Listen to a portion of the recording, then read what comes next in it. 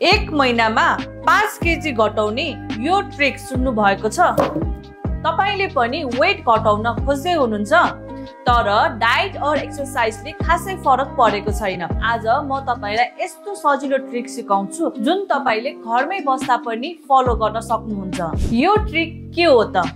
यो plate method हो। तपाईको खाना खाने थाललाई 3 भागमा डिभाइड गर्नुहोस्। 50% हरियो सागसब्जी और फाइबर युक्त खाना, 25% प्रोटिन जस्तै दाल, गेडागुडी, माछा मासु, पनिर, 25% कार्बोहाइड्रेट जस्तै राइस और रोटी। यसरी खानाले पेट भरिन्छ, न्युट्रिसन नि पुरा हुन्छ र वेट लस नि गराउँछ। यसको साथै बिहान उठ्न साथ 1 गिलास मनतातो पानीमा 1 टीस्पून दालचिनी पाउडर मिसाएर पिउनुहोस्। यसले मेटाबोलिजम बुस्ट गर्छ र पेटलाई सफा राख्छ, जसले गर्दा वेट लस प्रोसेसलाई छिटो बनाउँछ।